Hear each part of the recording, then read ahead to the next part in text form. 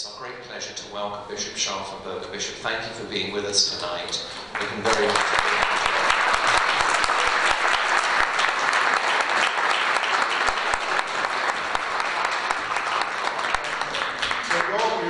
okay. I tend to move around a little bit, and I know that this is being televised, so tell me if I'm moving too far in any direction. If you don't mind following around a little bit too. I thought it might be a good idea, as always, to start with a little prayer. You can stay seated, and we'll just, they say that prayer is not in prayer is not in time. Time is in prayer, and it's something for us to think about. That actually, whether we realize it or not, prayer is always going on around us. As long as Jesus, the eternal prayer, is praying to the Father in the Spirit, prayer is going on. And when we pray, we just get caught up in this eternal God's light that is always around us. So just keep that in mind as we talk about the topic for tonight, namely families going to Mass or not going to Mass, and why that happens or doesn't happen. That's sort of the topic for tonight.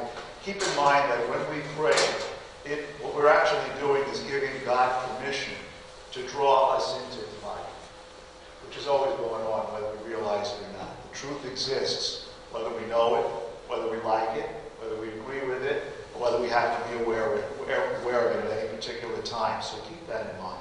In the name of the Father, and of the Son, and of the Holy Spirit, amen. Heavenly Father, we ask that you draw us into the divine life that just surrounds us, into the eternal family of love, the eternal connection of three persons, revolving around each other, crazy in love with each other for all eternity, that you, out of your love, draw us into, invite us to become a part of it, even as you become a part of us in your Son, Jesus Christ. Help us to understand the depth of that mystery, the price that it costs, the sacrifice to you personally, but also the tremendous love from which it comes, that pours out always all mercy and forgiveness. For in our weakness, we do not always see, we do not always trust, we do not always hope. Sometimes we're on the verge of despair, but you keep coming back after us. So we thank you for pursuing us and for leading us always closer to your heart, beating hard at the center of our lives, the center of all creation that has made us for yourself. Christ our Lord. Amen. In the name of the Father, and the Son, and the Holy Spirit. Amen. I thought we really believe that. Because we're talking about Mass. When we're talking about Mass, we're talking about it with all the sacraments, a sacrament of faith. And we don't believe it, it's not going to have meaning for us. And not only that, but if we don't understand our brokenness, the fact that we so need God, and we can't go on our own, spinning off on our own, we won't get anywhere. Any more than a light bulb that meets a marble pavement and shatters into nothing. Because that's what that means if we have no future. And we don't have a future if we don't have an eternity with God. And we don't ultimately see this as an act of love, not just a duty. Many of us were taught that going to Mass on Sunday and all the holy days of obligation is a duty. If we see it only as a duty, we won't understand the depth of the mystery, which finally is a matter of love. Faith, hope, and love. That's really what the Mass is all about. And I'd like to use that as a little framework to talk about it. Faith, hope, and love, as you know, those are the theological virtues. Because they come from God. They're infused. They're not earned. They're given to us. They're given to us actually at baptism. And whether we realize it or not, that seed was planted. And those theological virtues, those virtues infused by God, were put into our hearts. And if they are nourished, they will grow. And I feel in a sense always that I'm preaching to the converted, because you're here, because you do believe, and you do have hope, and you do have love. But we also have concern for those that at times, for reasons that may be very personal, we may not understand, seem to distance themselves from that. You know, we have names for that. We speak about, and again, we were all taught, that in order to be a good Catholic, you're supposed to go to Mass every Sunday and holy day of obligation. It's a duty. It's the first commandment of the Church, right? So we often have labels for people that don't. We say, well, they're not a practicing Catholic because they don't go to Mass on Sunday. Well, don't tell them that. It's funny because around this time of year we often hear that, and it's not a bad idea, but at this time of year we often hear, come back to church, or come back home, welcome back home again. And you say that to a college kid that may have been away from home, and they say, no, I mean come back to church. And they don't understand what that means. Well, I've never been away from church. I've never been away from God. Because many times people that are not, as we would say, practicing Catholics, do not consider themselves lapsed or non-practicing Catholics. They just seem to have a different idea of what that means. So I would like to propose to you this, that the first thing that if we're going to be persuasive, if that's our goal, to be persuasive, to invite people to come back to the family table, to come back to Mass, is first of all, not to just think of it just as a family table, not just as a welcome home sort of thing, but even more than that. What I'm saying is that we have to know and understand what the Mass really is in order to really be able to speak about it and witness to it. And the Mass, yes, it's true, we've been told at times that it's like a family meal. Yeah, it is a family meal. We'll talk about that later. But the Mass is more than a meal. It's more than just a gathering. Just like a church is more than just a gathering place. There is a deeper truth involved here. And that reality is that the Mass is all about Jesus Christ, about who He is. And He's more than just a nice guy. And He's more, who's your Jesus?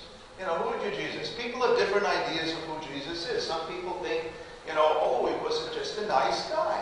And He came to tell us, can't we all just get along? And He did some good things. He was very charitable. Some people think that Jesus was a miracle worker. He healed the sick, and He restored the sight of them. And that's all true. He certainly did those things. But He was more than that. He was God. Now, I have to say, that is such an essential reality of our faith that if we don't believe that, we won't get what the Mass is. Because we can have family meals and have a pretty good time. A lot of our non-Catholic brothers and sisters do this very well, much better than us. We've heard that, if we were a little bit more welcoming, then more people would come. And I can tell you, it's a wonderful thing to be welcoming. And yes, you will get more people to come. If you throw a good party, you'll get a lot of people, right? And in fact, you can spend a lot of money doing that. But it's still not the Mass. And ultimately, it's not going to give that staying power that really the Mass is all about. If we believe what the Mass is and we understand what it was. And again, I'm talking about faith. What do we believe the Mass is? Or maybe I should say, who do we believe the Mass is? Is it just about us? It's a good thing. We come together and we can say hello to one another or give one another a kiss of peace and we can have fellowship. We don't have to go over to church to do that. We have fellowship right here. Why go over to church? Why not just have fellowship right here, right? We can do that all the time. And you can do that at an AA meeting as well, too. You can share stories and things like that. That's all very good. That's a party. Not the same thing as a Mass. There's something more there. Yes, there's no mistake about it that Jesus deliberately chose bread and wine as the means to invest His whole self, His body and blood, soul and divinity, into these humble substances of bread and wine, and He did it with the purpose. Grace builds on nature. That's an old theological principle. And Jesus knows, I think, fully well that there is something about a meal that is special, that does in itself bring people together.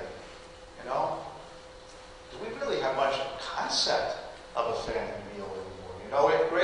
If a meal is important as a means of sharing our faith together through the Mass, I've had many, many experiences of family meals. I don't know what it was like with you. When I was growing up, it was a very big part of our life.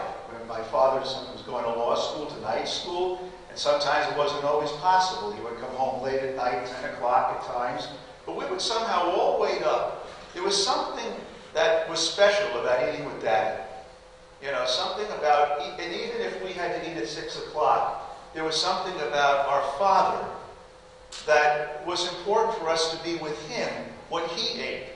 So sometimes, even though my mother made stew, And we all ate it at 6 o'clock because we had to go to bed early and get our homework done and go to bed early. We would still kind of keep each other up because there was something special about Dad coming home at 10 o'clock at night when he would begin studying after being in law school all night long. I'm talking about when I was about 8 or 9 years of age, back around 1956, 57. And we'd want to sit there at a table with him while he was eating. Interestingly enough, the role of the father as being the one that calls the family to prayer, certainly very, very grounded in the Hebrew Scriptures. Something also that's borne out in practice. The reality is that one factor in children, young children, and children as they grow up, staying with the faith and going to Mass is whether the father of the family goes to Mass. I didn't make that up. I don't mean that as a sexist remark, anything like that, but that's a reality. There's something about when Dad takes the family to Mass that makes it more likely for the children to stay. Maybe that's a sense of Mom always being present. Maybe there's something about Father's love as being earned. But it's not just cultural, because this happens in other cultures, not just in Western culture. And I experienced something of that myself growing up. And my father did take us to church. My father and my mother. But the family went together to church. There was something about that. But it wasn't just a question of going to church. It was something that we were taught about actually what it meant to go to church. It wasn't just going through a ritual. It was affirming something we believed. And what is it that we believed? Well, as we were taught that on the night before he died, Jesus took bread, broke it, and gave it to his disciples, saying, "Take this and eat it. This is my body." And then he took the chalice filled with wine, and he gave it to his disciples after blessing it and offering up his prayer. It was a Hebrew ritual. This is the Berekah prayers, very familiar to those who know the blessings of the bread and wine in Hebrew Scriptures. But he did something that had never been done by any religious leader before. He said, "This is my blood, which will be given up for you." He invested himself. He said, whenever you eat this bread and drink this cup, you're proclaiming the death, my death, until I come again. This is me. This is me. And he affirms that on Good Friday. So, what is the Mass? Again, it's something you can read in the old Baltimore Catechism. The unbloody sacrifice of Jesus Christ. The Mass is Calvary. The Mass is Calvary.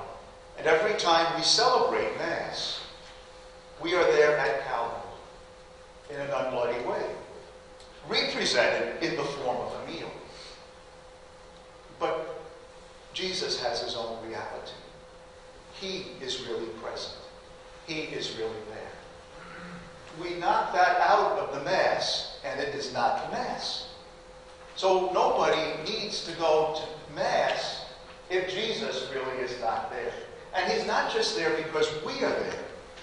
Because even if there's nobody in the church and the priest is celebrating Mass alone, as undesirable as that may be, I don't like celebrating Mass alone. I really don't. Sometimes I've had to do that, and I was told, it's kind of a romantic sort of, well, don't worry, all the angels and saints are all around you. And that's true. That's true in a way. I have to tell you, it is a comforting thought. But even at times when you don't feel like you're surrounded by angels and saints in church, because it's very, very noisy and very, very distracting, and somebody's pounding the pew and back at you, and I know there's a lot of times, there might be that unruly infant right next to you screaming and screaming, and you're wondering, why doesn't the parent just take them out and use the bride room? But the bride room may not be working that day. Maybe you don't have one here, I don't know. But the point is that a lot of times it can be irritating in church, or the cell phone goes off. Maybe I have had that happen to me. While I told people to turn the cell phone off, and then my own went off. It can be distracting.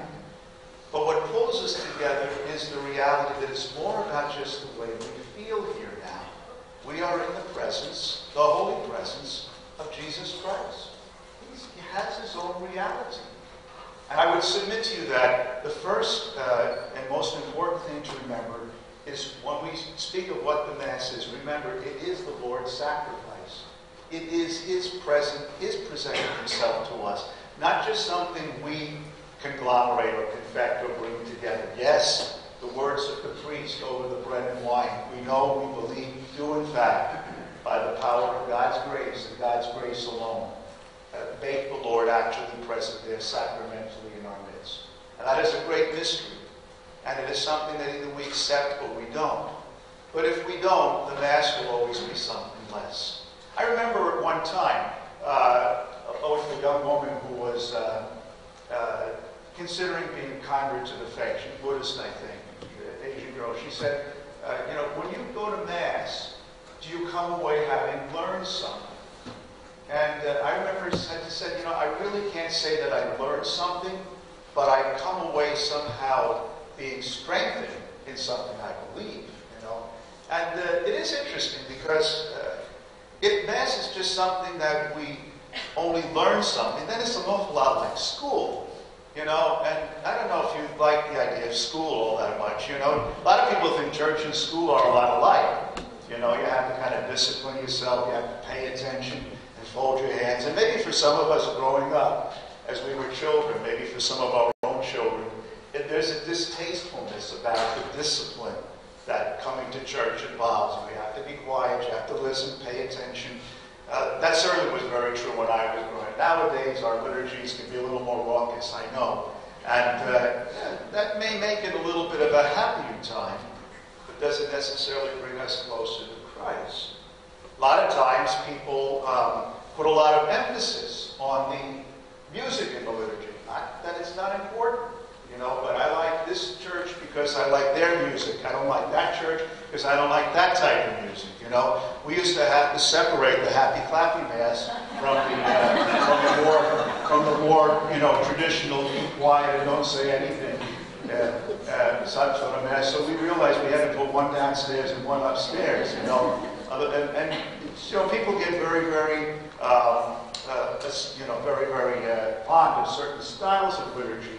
Unfortunately, sometimes certain types of priests, I'll never go to Mass that Father X goes to because I can't stand it when he talks too long, he talks whatever, and so we end up focused. I'm not saying these are not important, but ultimately, they used to say, in the old church, they used to say the priest has no face, and one of the reasons they used to kind of like, this is not really festive theology, but the idea of the priest turning the other way was at least you didn't have to look at his face. And nowadays, with the Novus Ordo, with the priest facing the people, it does put a little bit more burden on the priest to not be a distraction. Now, not all priests follow that rule. I know there's guys that feel a personal obligation to be so inviting and so nice so they don't turn the people off. In the name of the Father, Son, and the Holy Spirit, the Lord be with you. Hey, everybody, how you doing today? It becomes sort of like a burden to entertain. But again, we're not there primarily to be entertained by the personality of the priest. As eloquent and as entertaining as we may be, we're here to celebrate the presence of Jesus Christ right here. Now, I say this to the kids at confirmation, and I said it right at the beginning of this too, because this is the key. Who do you really believe Jesus is? Are you there just to be entertained? Are you there because you think he's a nice guy? Are you there? What's the real reason? C.S. Lewis really put it to us in a way that's kind of shocking the way he put it. But he said, everybody sooner or later has to deal with the reality of Jesus Christ. And what I mean by that is this. Nobody really denies seriously there was a historical Jesus Christ. Regardless of who you think he was, a prophet, a messenger, an angel in disguise, a nice guy, a teacher, whatever. He existed. He was here. It was a historical presence. I mean, even the Roman historians talk about the reality of this person. But as Jesus said to his own disciples, who do you say I am? He asked that question to Peter, who do you say I am?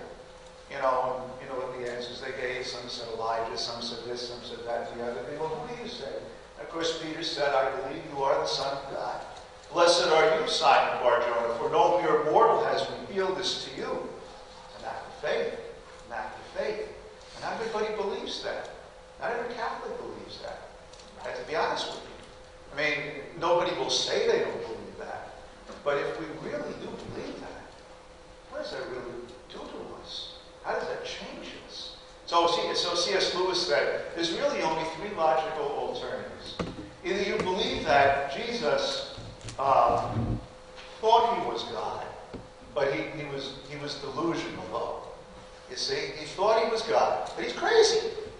And you don't take a crazy person seriously. So if you think that, well, he was a good man, and he was so good, and he did a lot of good things, and I don't know about the miracles, maybe he had some special power, but he really wasn't God. He just thought it, he made it up, so you can't take him seriously. You're certainly not going to follow him into the grave and beyond. And it really wouldn't make much sense to spend too much time worrying about this Catholic thing. I know nobody here believes that, but we sometimes treat him as though that's really what he was. You know, just a guy that I kind of like. When I feel like I need a friend, you know, I can talk to him, but not really part of my everyday life. Not part of my everyday life. Second option would be that he's lying. He knows he's not God, but he says he is, for whatever reason. Maybe he's on a power trip. Maybe he even thinks he can save the world by doing this, because the world needs a savior. Maybe he's an egomaniac, you know, because he thinks that somehow by doing this, get the people to all do the right thing and so forth. And who knows, you know? But again, if that's the case, he's evil, because he's a liar. Third possibility, no other real logical possibility, is who he says he is. He really is God. And when he says, this is my body, this is my blood, he really, literally means that. And if that's the case, we have to worship him. There's no real other alternative. So it is an act of faith. Belief in the Mass, belief in the Eucharistic presence of Jesus, ultimately is an act of faith. And not everybody has that faith. But I would submit to you that in order to understand what the Mass is, we have to deal with that reality of what Jesus says the Mass is. Not how we feel about the way the Mass should be. Not just how nice we can make the Mass be. Not just how inviting we can make it. All of this is important. You know, Jesus always used ways of it. He fed people a lot. You know, some people say Jesus must have been Italian because he liked to eat. And all of the time, Jesus, and the very, very fact that he used food as a means of communicating himself, you know, the consumed man, which means a lot more than that he was serving us a nice dinner with bread and wine, because he's serving us himself. And that came at a price. We'll talk about it in a few minutes. It cost him. It cost him his life to give himself to us. That's heavy stuff if you think about it. You know? All right. Secondly, I suggest we can see the Mass in the context of hope. Hope. What is hope? Hope is a belief or trust in something that will come that is not yet here. Hope always looks towards the fulfillment of some desire, some yearning. You know, I hope my mother will get better. I hope Dad won't be so angry. I hope my children will be happy, get the career that they're looking for. You know, I hope our family will stay together. I hope that things will change and some of these tensions in our country and the world will die. I hope in the future. Now, let me suggest something that maybe you haven't thought of. Maybe you have. Do you come to church expecting to be changed? I mean, I suspect that most of us, myself included, you know, don't really react very well when we come into a church that we're used to going to, and we see, you know, the altar turned around on this side and not on that side, or, you know, if you really want to start an argument, just put the flowers in a different place. And, you know, it can bother people. Why? But those flowers should be in front of that statue over there. You know we deal with change very well. A lot of us, I don't know how old the median age is here, but the Vatican Council, some of those liturgical changes created quite a stir, and there's still a lot of controversy over, how beautiful our liturgies really are, and some folks feel that the traditional Mass is more beautiful. I've had the experience of both. I remember when I was growing up, and a lot of things that seminarians do when you think about being a priest is you play Mass, And when I played Mass with my sister as the altar boy, even before you were allowed to have altar boy, she was still the altar boy because I was my sister. See how radical I was? My goodness. And I think I even let her say Mass sometimes. But, because what was more fun was saying the Mass than anything else. But anyway, she wanted her turn. But anyway, I remember that we used to do this, and we used to do it in Latin, because that was the only Mass we knew, so I knew some of those prayers. And I do know that sometimes many priests did say Mass very, very reverently, but not always. I remember we had bullet Masses back in those days too. Ramya Secula Secularum, Amen, Agnus Dei, and it was anything but. So, and the same thing with the Novus Ordo, the new Mass, the English Mass, Mass in English or whatever we call the vernacular. You could say that with great reverence, or you can also rush that as well too, So, what I mean. But little digression right there. Hope. Do we go to Mass expecting to be changed? Because that's why the Lord came to be our Savior, to change our lives. Now let me tell you something. You've heard about healing Masses. Maybe some of you have been to some of those healing Masses. And every once in a while you get a charismatic person, a charismatic healer that really does actually, seemingly, and I guess you can document that, bring about healing in the person. Do we expect to be healed when we go to Mass? Now listen, bear with me. We listen to the proclamation of the Word of God. And we know that when Jesus proclaimed the Word of God, it was healing. Lepers were cleansed when they heard the healing message of Jesus. He opened the eyes of the blind. He enabled the deaf to hear. He gave back life even to dead people. That is a part of the Jesus of faith that we know. When we listen to the Scriptures proclaimed, it's the same living Word of God. So how often when we go to Mass and we sit through the liturgy of the Word, do we hear the Word proclaimed to us in such a way that it is healing? And I make no bones about it. It's true. The way the Word is proclaimed, and if it's just rushed along, or if we just see it as the same old, I heard that before, it may not necessarily speak to us. But let's remember, there's a real person inside that book. We're not people of the book, we're people of the Word. And when the reader says the Word of the Lord, thanks be to God, it's not just a passage from a book. There's a real person speaking to us. Do we think of it that way? Do we think of when we come into church and listen to the epistle, listen to the readings, or passage from the Old Testament on Sunday and then the New Testament, or we listen to the Gospel, do we think that this really is, if you want to put it in sentimental ways, these are God, they say this in marriage encounter, these are God's love letters to us. This is the Lord pouring Himself into that Word, reaching our hearts, capable of changing them and healing them. What am I saying here? We shouldn't be surprised if we experience healing. Now that healing may be a peacefulness that comes upon us, and at times I think all of us have had that experience at times.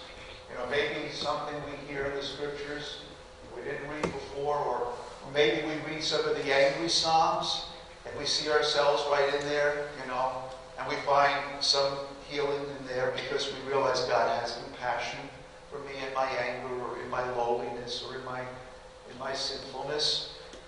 But if we really hope that the Word of God is powerful enough to change us, who can say what might happen?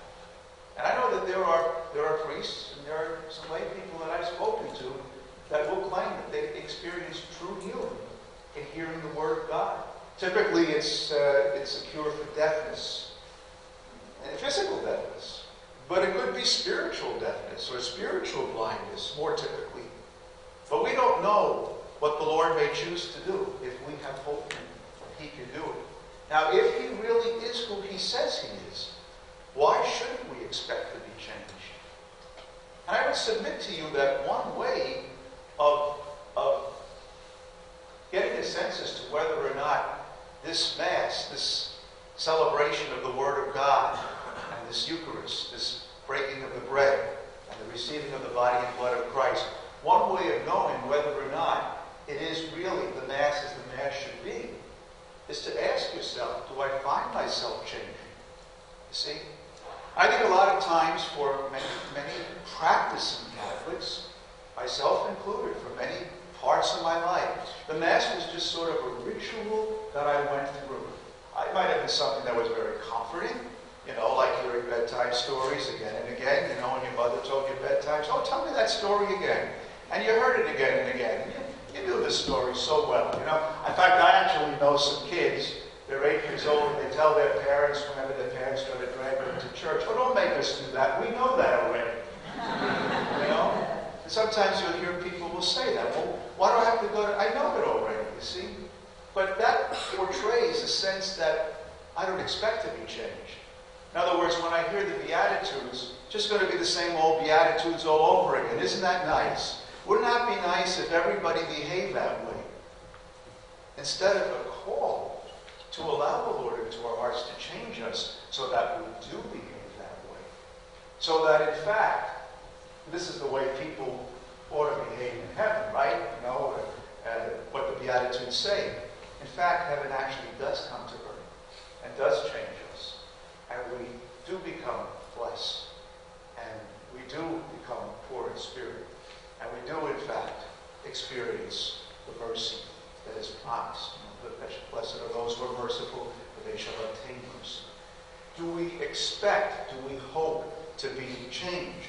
And if we approach the liturgy that way, if we approach Mass that way, then who knows how we might be changed and how much closer heaven may come to earth. I heard it said that, and I believe this, that we're really never closer to heaven on earth than when we're at Mass. Because the same Jesus that the saints behold in heaven is the same Jesus who we have on our altar. Think about that. Is there a loved one who is not going to be with you this Christmas? Somebody you miss dearly? A parent, a son or a daughter, a spouse, a good friend? Do you hope and believe that that person is in heaven with the Lord? They lived a good life. God willing, they are. The same Jesus that they see in heaven is the same Jesus you and I are receiving at that altar. We could never be closer than to be united in the same Jesus. For finally, it is a matter of love. It's the third theological virtue of love. Let me put that in context. I was talking with a couple of priests and seminarians, or soon-to-be seminarians, not too long ago. We were talking about our sexuality. We were talking about intimacy, celibacy, its challenges and difficulties. We were also talking about the way often love is perceived in the world, that it's perceived as primarily about physical intimacy, which certainly is a deep element of love. And one of the priests said, just like this, he said, you know what? The most intimate act I do in my life, I do in public. What is going to happen? Every time I celebrate Mass, it is the most intimate thing that I do, is to celebrate Mass, my faith, my belief in the loving presence of Jesus, that I am privileged to be able to bring about through the words of consecration at my own power. That is the most intimate thing I ever do, and I'm doing it in public. Makes you think, being intimate is not the same thing as being private. Quite the contrary, and that's really what we do when we really profess our faith. Finally, it is a matter of love.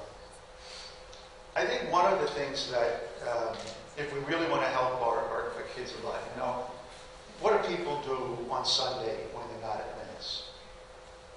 Are they really doing something? Are we really doing something more intimate?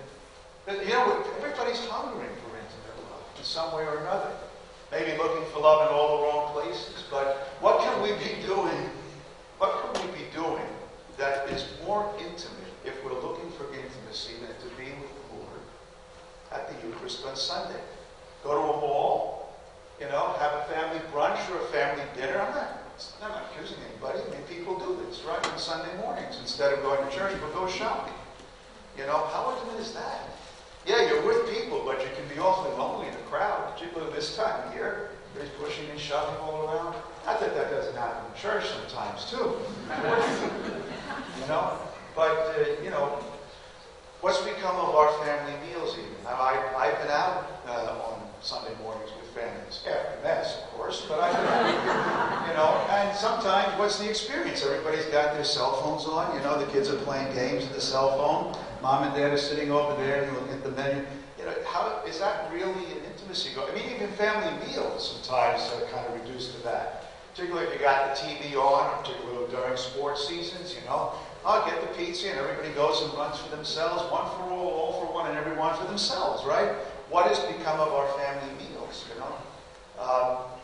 What I would submit to you is that, and this is the point, if we don't really understand what intimacy is, it's going to be that much harder to understand what the Eucharist is about. And I think that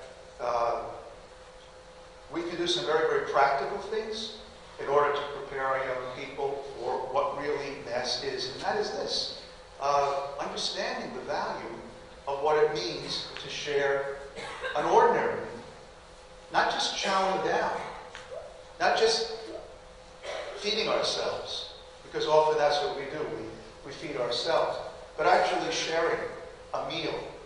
And I can't prove this, I don't have any statistics on this, but I would rather suspect that in families where family prayer before a meal takes place, and an actual meal is a regular part of life. I'm not saying in this busy world we can do it every day, but having it where the meal where every member of the family is together, and where before we chow down and run to the TV set, or the phones go off, and we actually say a little prayer, like Jesus did with his disciples on Holy Thursday night, the night before he died.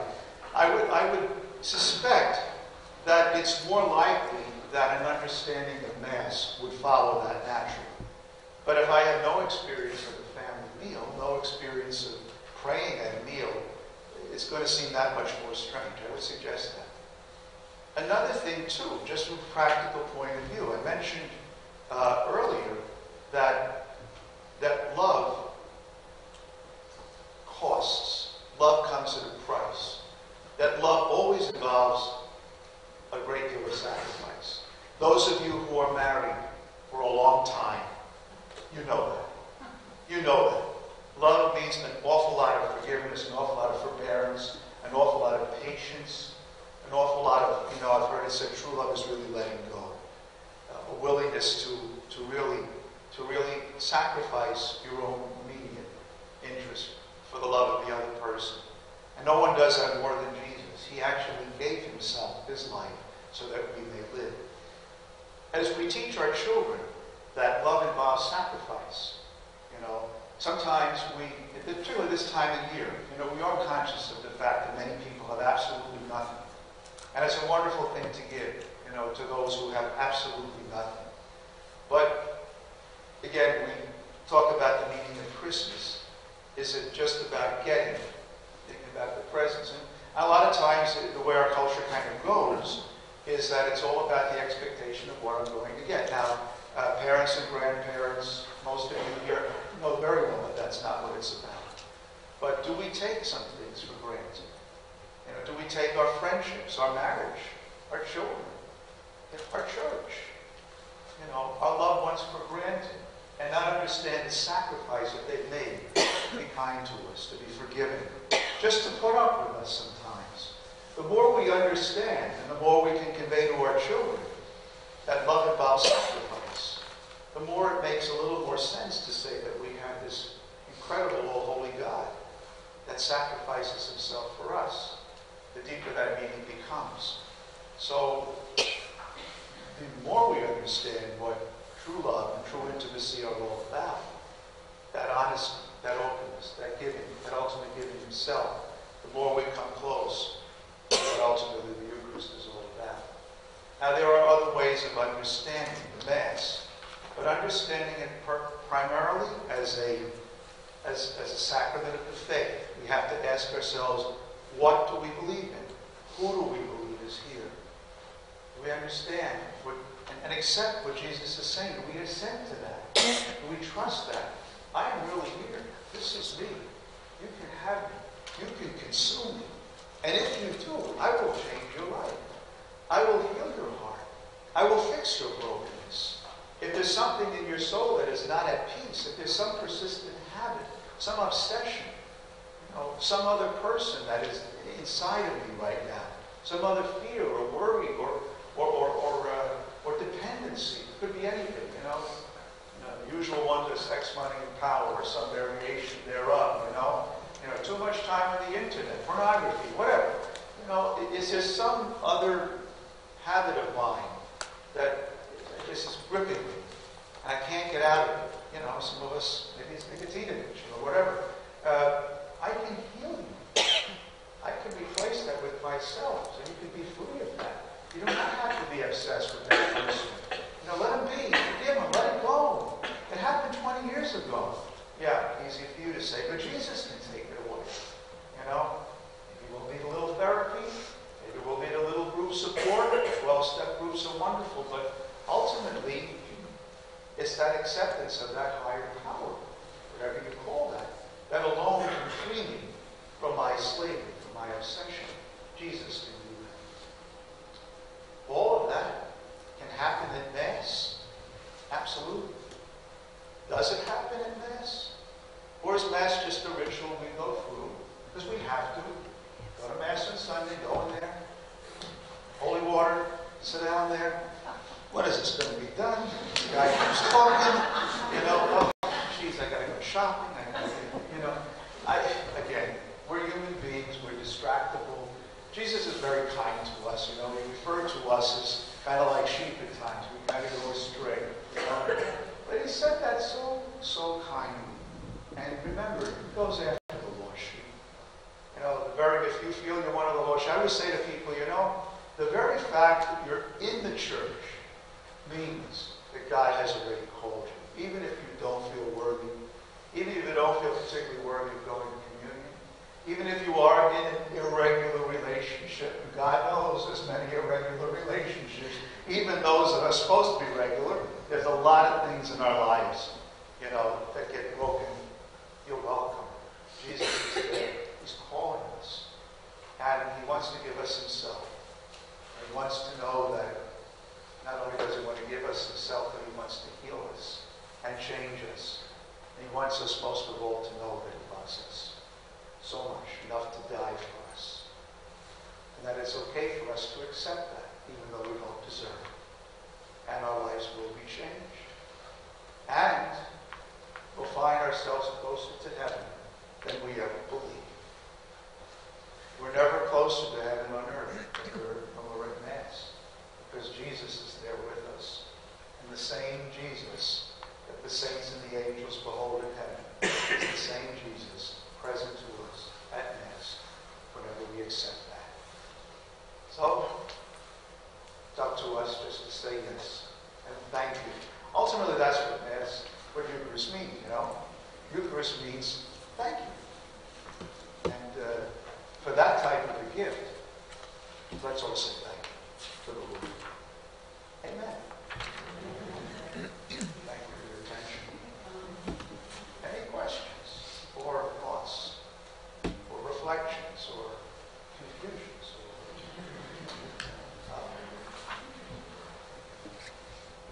Yeah.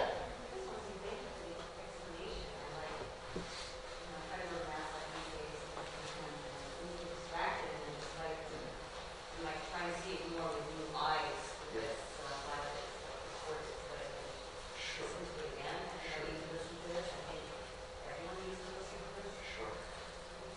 saying that too.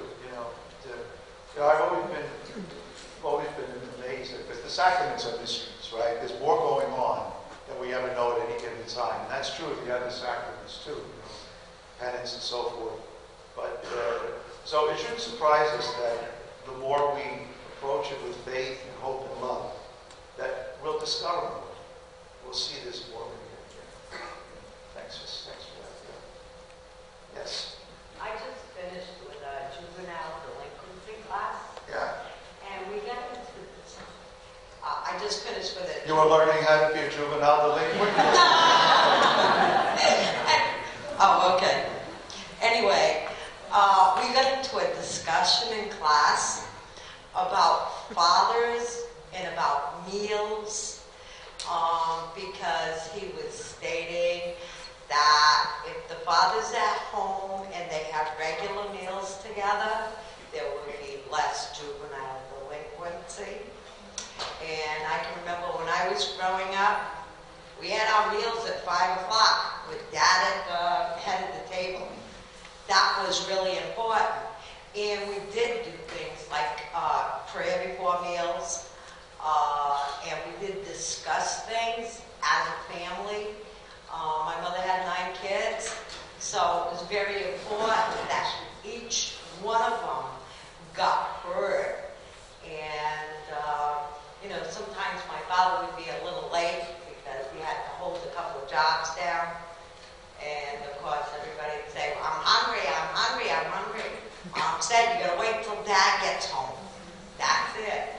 So I really enjoy that you mentioned that fact about fathers. And I think if more fathers took their responsibility seriously and went to church with their wives and their kids, I think we'd have people closer to Jesus. Thanks for saying. Hear that, guys? Yeah, I'm sure you do. But this is a challenge. Bless you. We need a healing over here.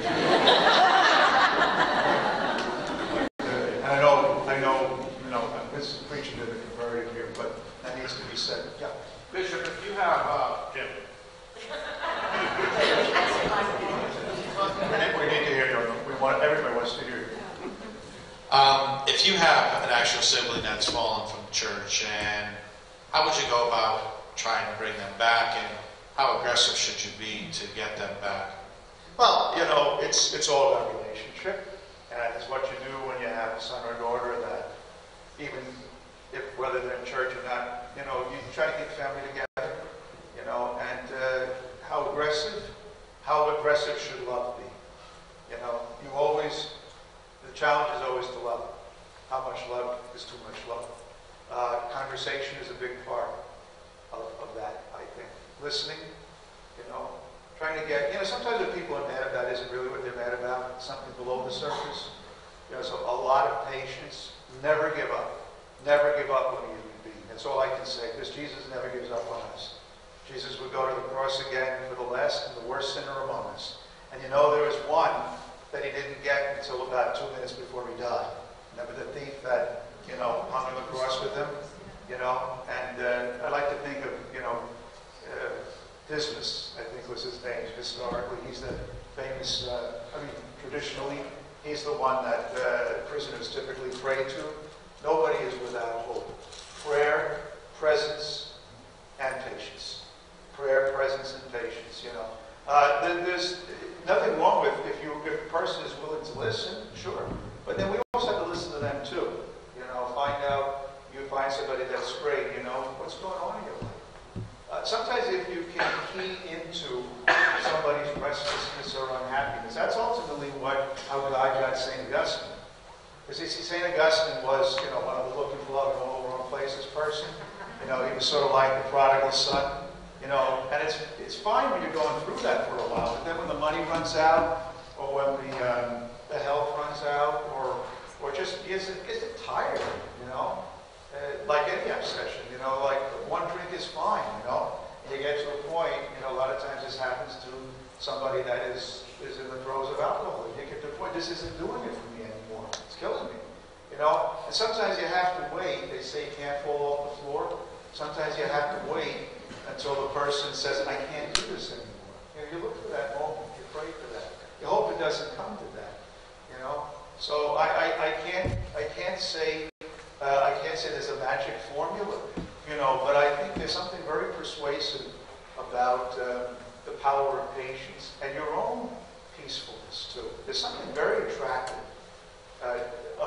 there's a strong attractive force about a person who is at peace with the Lord's love, that knows he or she is loved, forgiven, accepted, and believes that God is working through them.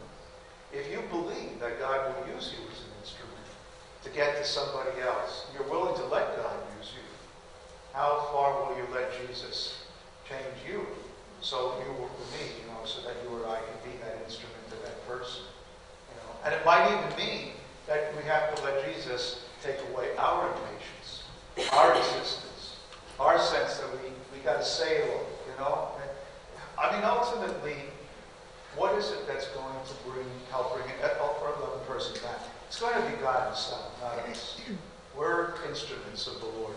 And if you don't do it, or you don't do it, maybe you will, or you will. You know, I sometimes pray for people that I worry about, you know, that are straying, that are in the wrong relationship, you know, or have obsessed with something, that if I can't get through, Lord, would you please get through to this person through somebody else?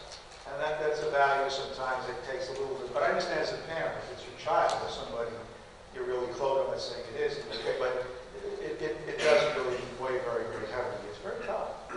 But I have to say, I mean, I'll be honest, I mean, when I was growing up, I was the oldest of five, okay, 2 brothers and 2 sisters. And I think all of us went through at different times in our teenage years and early adult life, periods of time in which, you know, we weren't really too much into the practice of, you know. I mean, I was fortunate because I was in a minor seminary, so I think it was just being there that I was confronted with the reality of it, but I did not understand, you know, the depth of what was going on with the mess. You know, I was not born a saint, and I'm not near there yet.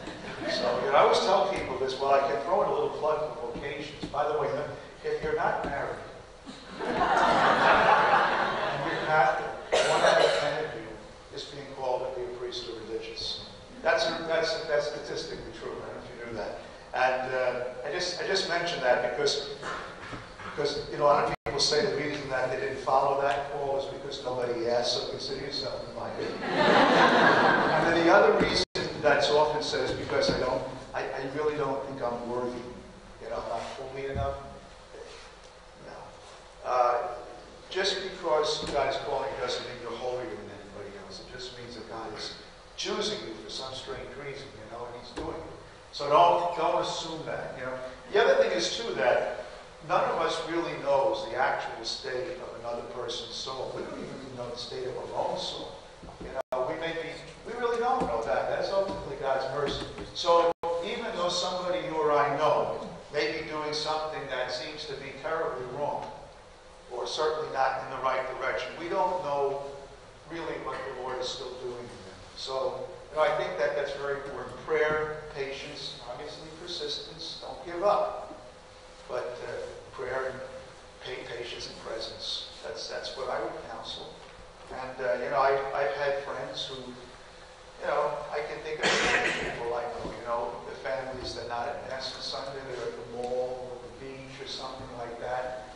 And I can still keep the friendship up. And every once in a while, I throw in a little curve or something like that. And, you know, maybe I'll post something on Facebook and hope they read it, or, you know, but God isn't through with us yet.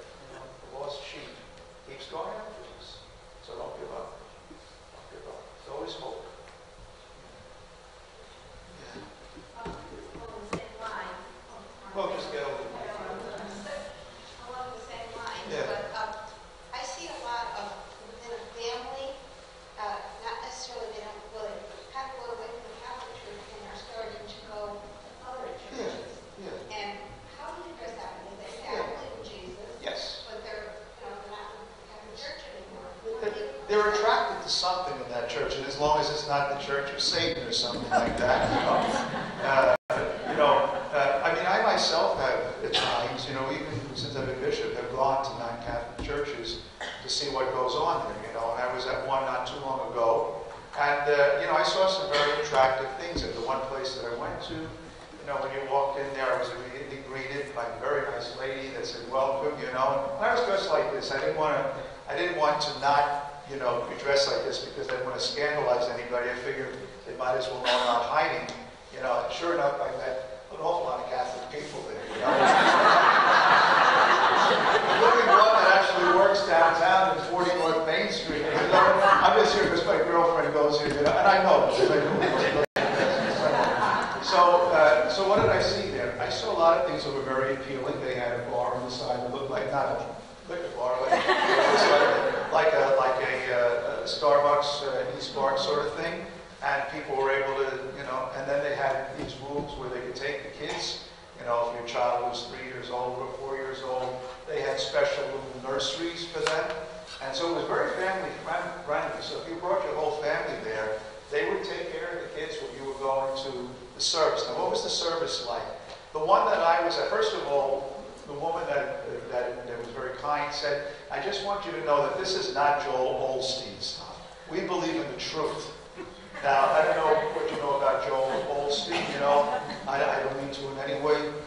I don't watch him, but I know he tells people nice things that people like to hear. You know, I'll be good to you if you do this, whatever. But they had a little problem with that because they felt that was, you know, feel-good thing. So I went into the area, which was very much like a theater. And I could certainly see how young couples would find this attractive. You know, there was some good jamming going on. It wasn't heavy rock, but it was good kind of Christian music, you know, swaying back and forth, you know. You felt good, you know, it was nice. It was Jesus music, you know. And they had a nice band playing up there, guitar, I think there was a flutist or something, violinist. It was very, very attractive. And then they also had screens there so that what would happen is that then the preacher came out and he gave a very good biblical-oriented talk on lying, you know, and the different ways in which we lie. And I learned something from what he said, you know. It was very, very well. I couldn't find anything in there that I would find was heretical. It was pretty scripturally based, and you could follow all the scriptures on the screens, and you could watch his face. So it had all the gizmos to make it as easy as possible to really enjoy this experience. And I did feel good, you know, but it wasn't a mess. And I have to tell you that communion was not there. Now, it was like going maybe to a prayer service. And sometimes we do things like that for our own young people. You know, there wouldn't be anything non-Catholic about that. It's not the Mass, though. Well, to your point, though, what often happens with Catholics that do this is they'll do it for a period of time, but the average shelf life is usually 5 years. And you know what? The minister there actually told me that that's the case. He said, you know, they accused me of stealing your sheep. He said, a lot of them, that does happen. They come, but they don't stay. You know, he said, I have to stay. So to tell you the truth, he said, some of my own congregation doesn't stay. Sometimes they go to another congregation. So this phenomenon of shopping around is not just Catholics going the other way, but it also is among, you know, people are looking for something.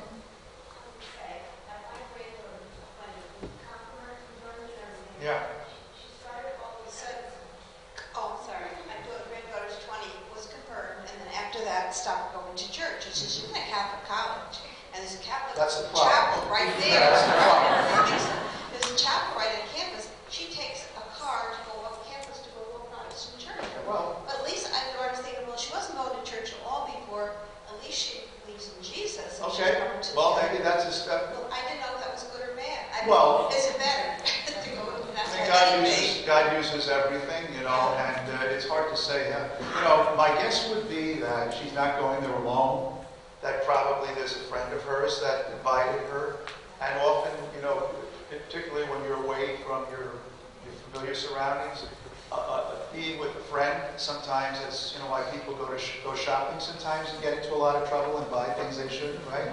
The same dynamic often goes with that. It doesn't seem to know the difference in churches, you know. Oh, see, that's part of the problem. I said if she was in a real Catholic college and they were teaching her the faith, she might at least know what we talked about tonight. She may not accept it, But how often do our young people actually hear, what our faith is?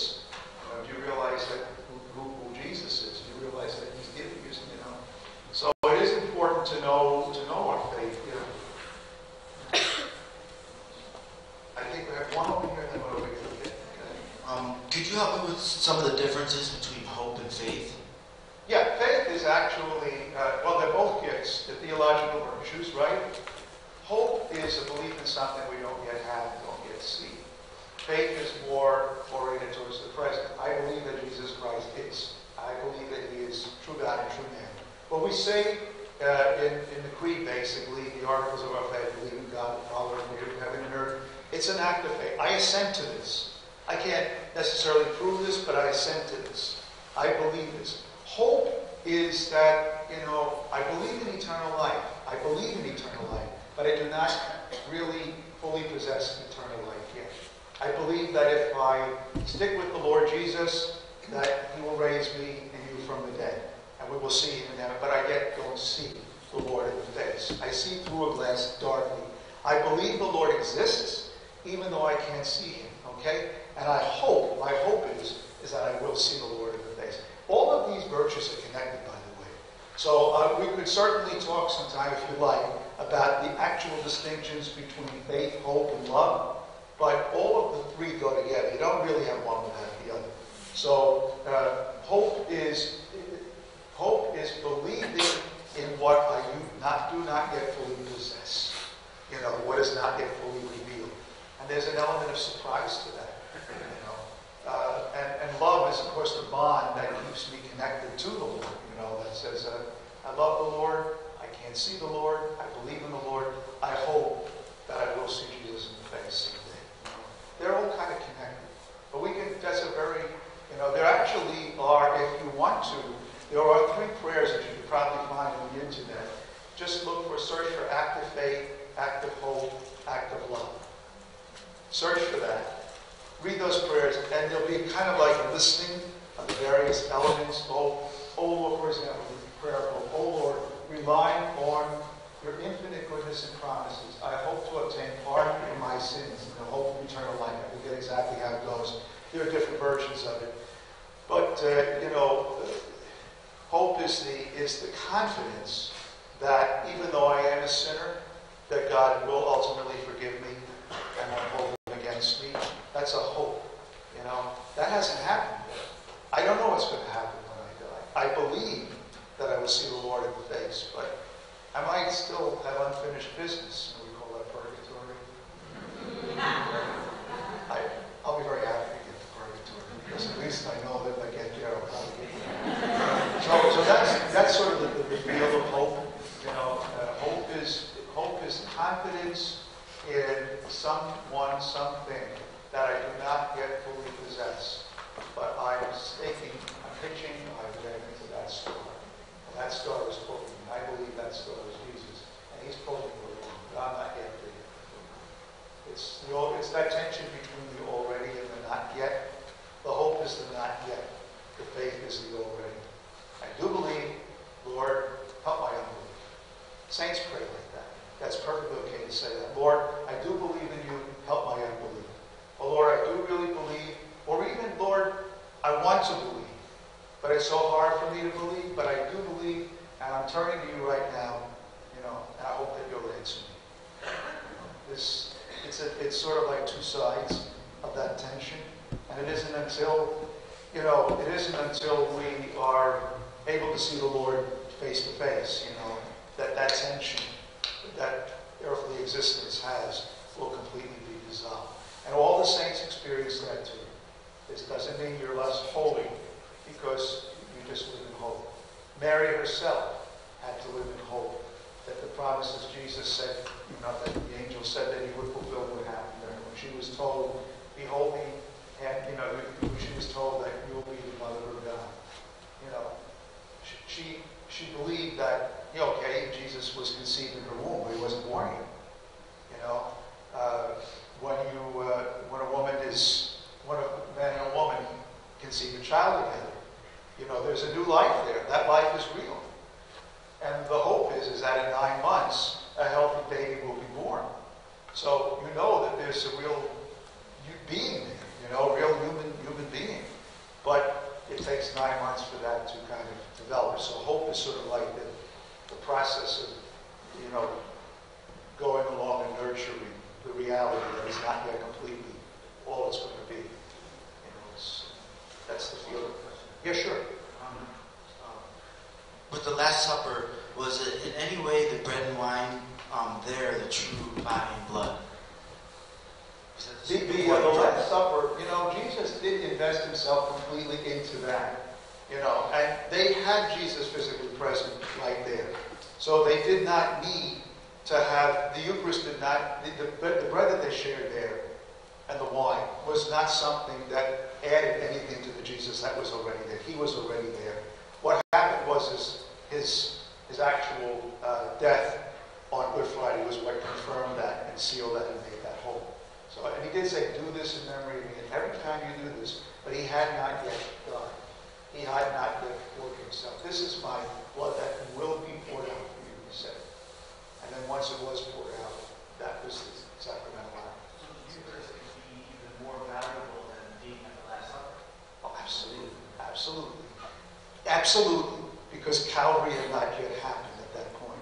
But it was when Jesus definitively died on that cross that the web of sin was broken. That the grip of sin was broken. He still had not, as a matter of fact, he was even somewhat tempted not to go through with it. Remember that? He prayed, Lord, if it still be possible that I not go through with this, nevertheless not your will, but my will. But then he completely conformed. Got to get along? Well, that's a good question. That's, you know, people have asked that question. Inquiring minds. It's very good, you know. It would have been contradicting himself, wouldn't he? You know, he would have. Could Mary have said no? You know? The way I look at it, you know, and this is maybe, I don't want to claim to be, you know, the theologian here, but this is a proof of how love, true love, really must be free. It cannot be forced. And my own view is that God the Father was always taking chances with humanity. And I would think it was the human will of Jesus that had the freedom to say yes and no. I don't think the divine will could have in the divine will, because that's the Christology of Jesus is something that's difficult for us to understand. But can God not be God? Can God not love? You know, it's like that old joke, you know, God can do all things, and God make a rock heavier than he can lift. You know, it's a logical contradiction. But I hope I'm not throwing anybody too much.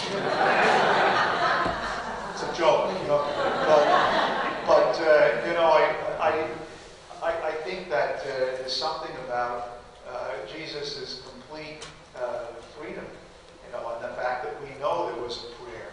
Please deliver me, nevertheless, not my will, but your will. And then he conforms his will, his human will, to that of his heavenly Father, which of course his divine will is always in sync with. But Mary too. I mean, Mary was basically in the same position as Eve. And here's God taking a chance again. It didn't go so well with him, did it? And is God actually saying, yeah, he certainly did everything he could, you know, to make, but ultimately Mary had to say what? Yes. You know, it wasn't just, you're going to do this whether you like it or not. She had to say yes. And so it is with us. We have to say yes. God is not a bully. He'll not force himself yet. I just have a question, like, for the confirmation kids who are getting confirmed, like, how can we keep their interest in, like, staying in the church? Because, like, when I was their age, I was like, oh, I made my confirmation, I'm done. Tell them the truth. Tell them the truth about what's going to happen to them. Tell them that after they, as I do this, I don't know if it works, but I tell them what's going to happen. You know, most of you are not going to be back in church next week or the week after, maybe at Christmas. I say I don't like to say that, but that's what's going to happen. Then you're going to go to college, and you know, Saturday nights are going to be very important, and you're going to make a lot of friends there. We call them drinking buddies, and they're going to keep you up till 3 o'clock in the morning, and there's nothing more. There's no distance further away from the church than bed on a Sunday morning. And you haven't been, you know, I'm just trying to tell them the truth, you know, and I think young people they need us to tell them the truth in a nice way, not in a condescending sort of way. And you know what? If we can be honest and tell them some stories from our own life, because I That's think, actually one of them. yeah, there you go. See, so remember what it was like when you were there too, and remember how who was it that kind of got through to you? What people, you don't have to say it here, but you can maybe give them. Jesus Christ ultimately, right? And how did Jesus Christ break through to you? Where did you begin to start feeling I can't go on this way? I have to get back. And what was it that made that happen? What did that feel like? And when did it happen? And if it, even if it just happened recently, that's hope that the same thing could happen to this person that you're worried may lead to. Just let's not. We can't give up on them. And they hear a lot of funny stuff in college sometimes.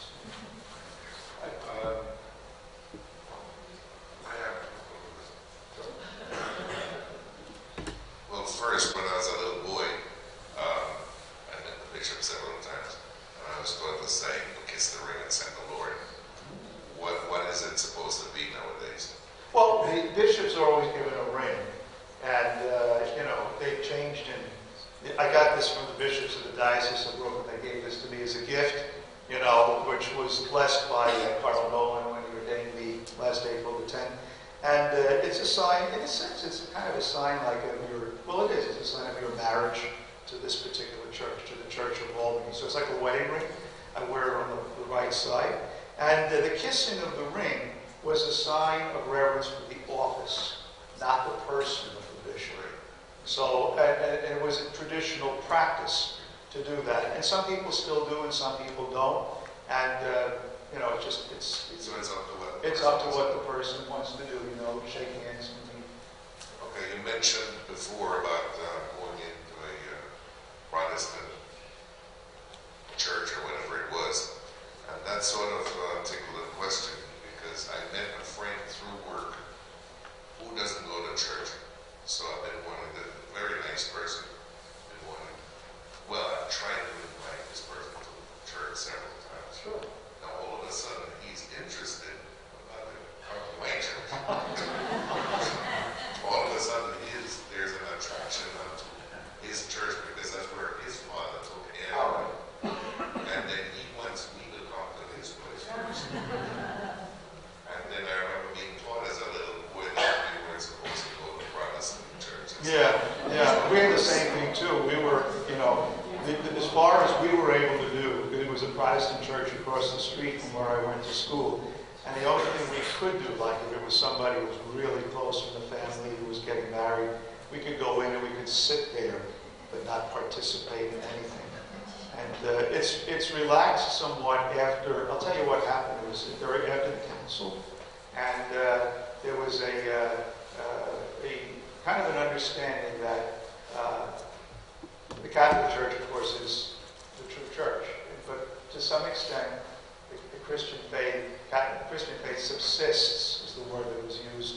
It's a translation of the Latin in some other Christian faiths to greater or lesser degree, and there are certainly some elements, scriptures themselves, as long as the translation isn't way off. So in recent years, I should say in the last 50 years, that's more than recent, it has become customary at times for Christians, at least, to come together in prayer and using the scripture as a source of reading, meditation, even preaching, and there's always some risks involved. There's that risk of indifferentism that it doesn't matter what you do, but it's something you just have to be very discreet about. You don't want to give scandal. I was concerned in going in that it might give scandal to people, and certainly 50 years ago, no bishop would have done that. I don't know if many even do it today. But, I'm not wavering in my Catholic faith. While I didn't tell my friend, I probably would have gone in to visit the church, but I was very hesitant to go to a service. Then do not feel you have to do anything that you are not comfortable in doing. So he's annoyed that brought up a whole subject. Well, tell him touche. You can come to my church too. And then go out to dinner and talk about what you can do. Say, look, I'll tell you what you do. You go to your church. I'll go to my church, and we'll get together for dinner and talk about what we experienced. Okay? There's the thought. Time-wise, yeah, I can get on the road in about 10 minutes, but I still got time. I do got time. Yeah. Anybody? Yeah.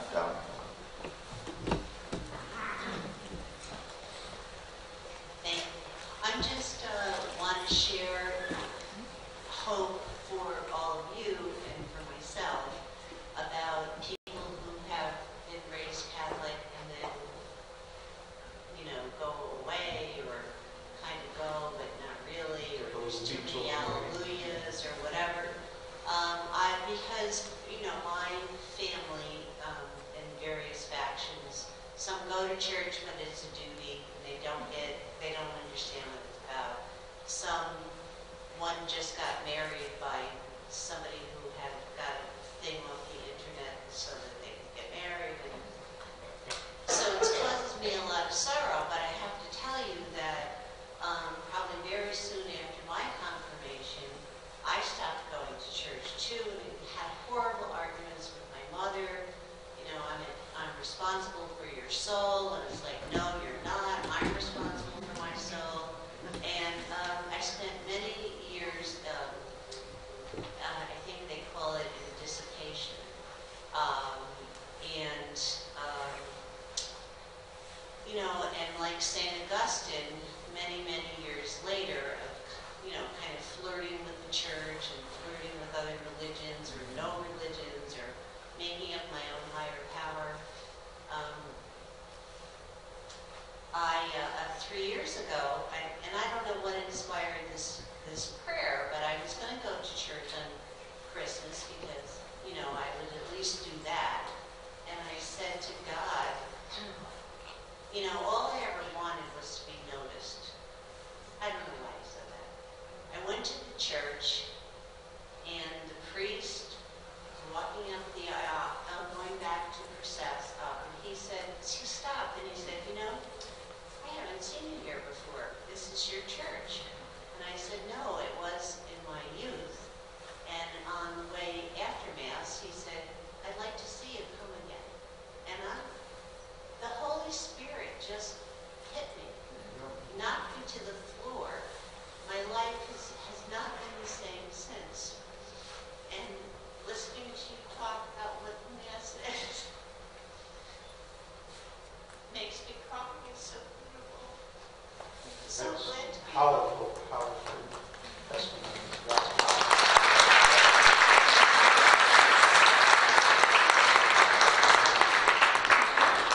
Thanks for being here tonight. You mentioned folks who have strayed from the church with regard to Protestant or not knowing.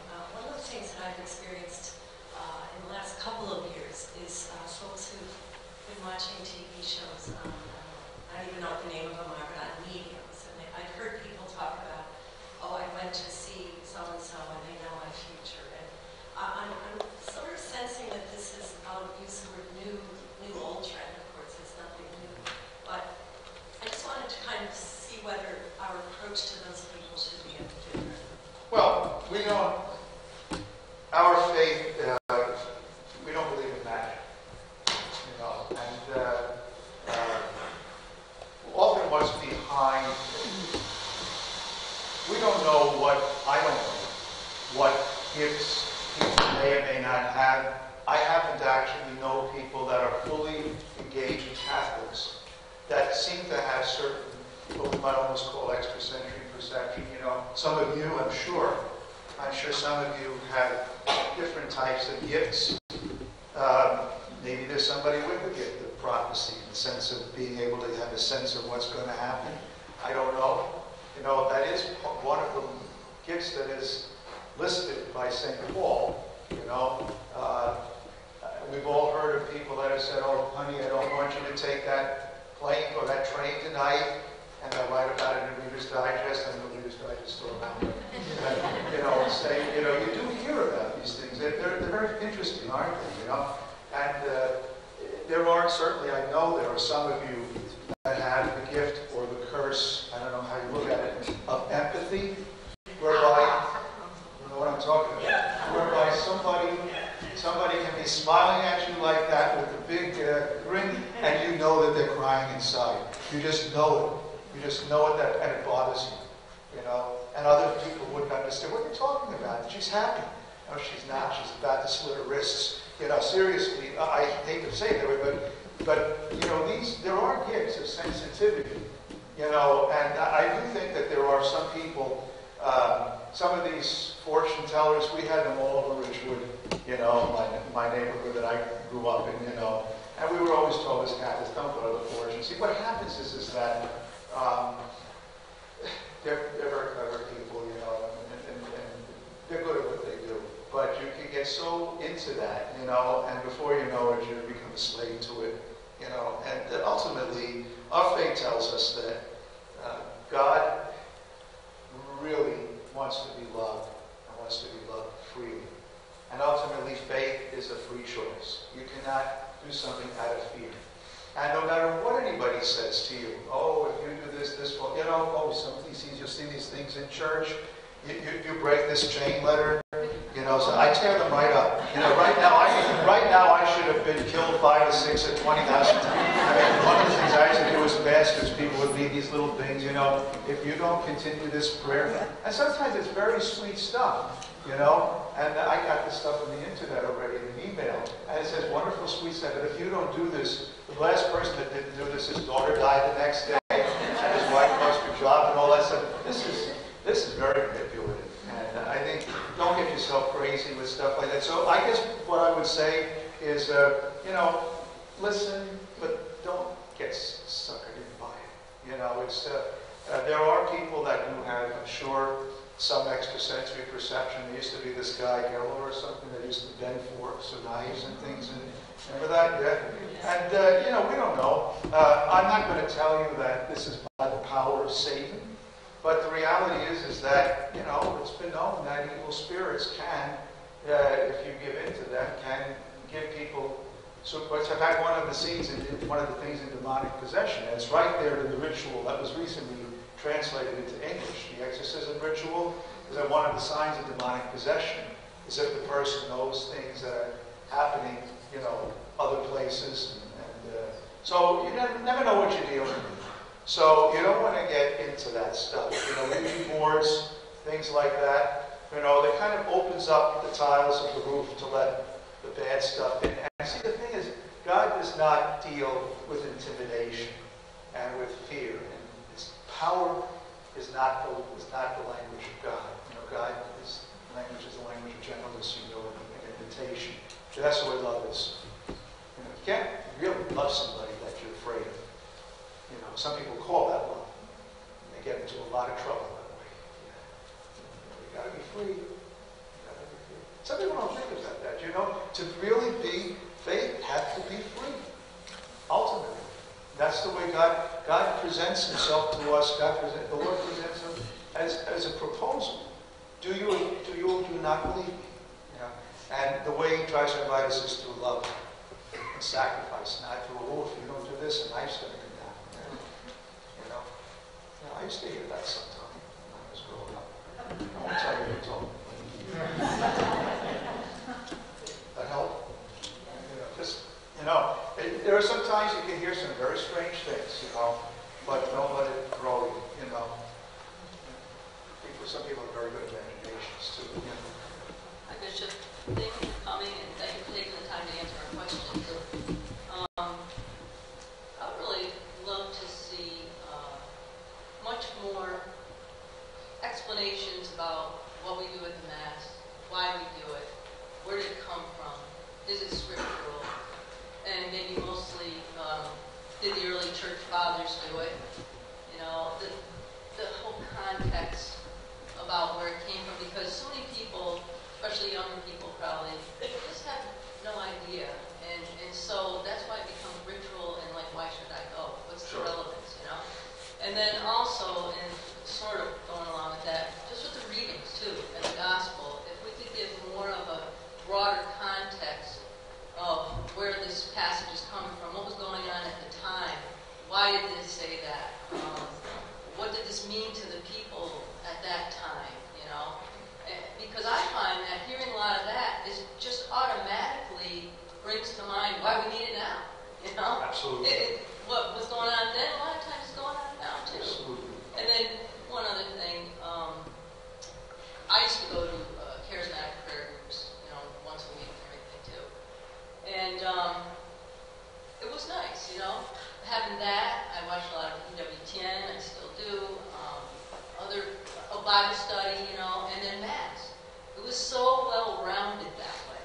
And so when these people leave this church to go to Protestant churches because they like the music, they like them always talking about Jesus, Scripture, and then turning around those Scripture passages or phrases that the ministers say, always saying the name Jesus, and then turning around to us and putting a question to us.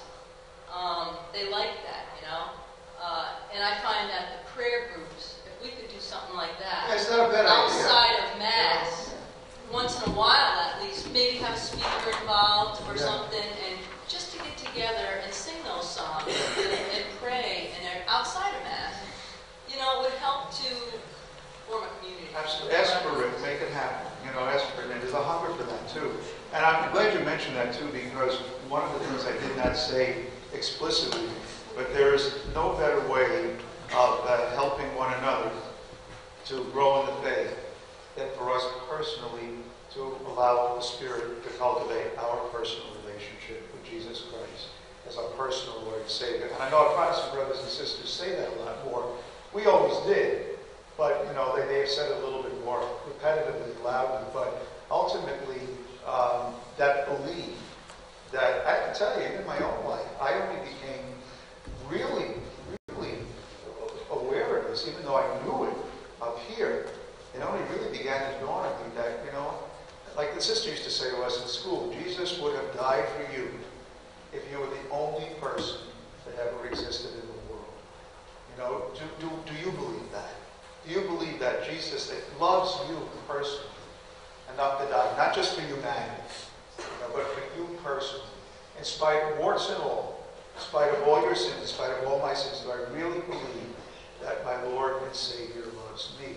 That's a very, very important reality, because it's the truth, you know. And the more I am personally, you know, you could say convicted of that, you know, believe in that, the more that my own, the more my peace will grow, and the more I can allow the Lord to do in my heart, you know, to make room for Him. I think there's no better way to approach Christmas than with that approach, to let Jesus be born again in my heart. I mean, He's there. God is everywhere. But to say this Christmas, I really want to make space in my heart. If there's any idol in there, if there's any fear, if there's any anxiety, if there's anything broken, if there's any pattern in my life that is not healthy, that is not holy, even though I've been doing it for years, am I willing now, not maybe tomorrow, but right now, tonight, before I go to bed, you know, tonight, say, Lord, you know, I don't want to do this anymore. You know, I remember I had smoking for a while, you know, because everybody was smoking at the time when I was in college. And I remember, you know, I got to a point where I was getting tired of it. I was tired of borrowing cigarettes from people. I was tired of feeling, oh, I got to have this, you know, before I put my cup of coffee. I remember my brother Dennis said to me, well, just tell yourself, you know, I'm not going to smoke anymore. I don't want to. It's not good for me. You know, and I have to tell you the truth. I added a little prayer to that, and I said, okay, Lord, I'm not going to smoke anymore. I don't want to. It's not good for me. And somehow or other, just saying that, you know, I didn't have to smoke since then. I was 27. And, you know, there's no reason any of us can't say tonight, Lord, with your help, I'm not going to do this anymore. I don't want to. It's not good for me. Whatever it is. And a miracle can happen. You know, and then you have something else to share from your personal experience. Don't give up. Don't give up, because, you know, people who are in the 12-step programs know they can be on the wagon for 3 or 4 years, and then they go out one night with a friend and say, oh, just a little bit, it's going to hurt, you know, and they go down again, you know, but don't give up. God hasn't given up on us. One more. Yeah. Oh, okay. My old crowd.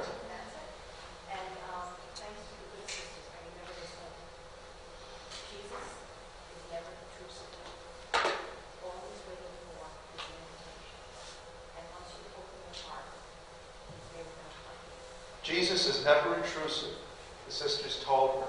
Jesus is never intrusive. All He wants is just an invitation, and He will be there in a heartbeat. Could be the last heartbeat, too, so don't delay. Sorry about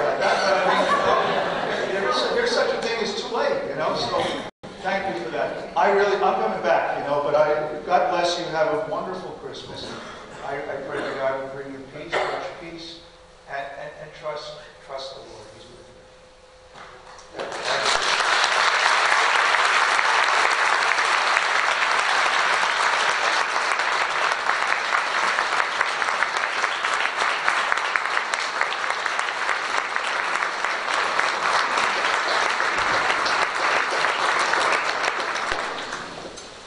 Many thanks to the Bishop. I thought we'd just finish with a prayer. Bishop Scharfenberger, do you have time just to give us your blessing also before you leave? I'm just going to read a very short passage. Please be seated. Just from it's Psalm 116 or 15 if you prefer. And I think it sums up tonight. How can I make return to the Lord for all the good he has done for me? The cup of salvation I will take up, and I will call upon the name of the Lord. O Lord, I am your servant. I am your servant, the son of your handmaid. You have loosened my bonds. And to you I will offer the sacrifice of thanksgiving, and I will call upon the name of the Lord. My vows to the Lord I will pay in the presence of all his people, in the courts of the house of the Lord, in your midst, O Jerusalem. Would you give us your blessing, please? Lord, whatever has been or might have been in our lives, you are with us here and now. You are looking at us and love. You are asking us to offer you a space in our hearts, a tiny, tiny space where you alone can be, and where you can stay and be at home. You knock on the door of our lives, you who were rejected so many times, and simply ask if we will open that door to you so that you can come in. Come in now into our hearts. Make your place there, the rightful place where you belong, where you want to be, where you have loved us from all time and always will. And you now offer us your blessing, the blessing that brings us the assurance of your presence and peace, now and always, in the name of the Father, and of the Son, and of the Holy Spirit. Amen. Amen. Go in the peace of Jesus. Thanks be to God. Thank you again. Thank you.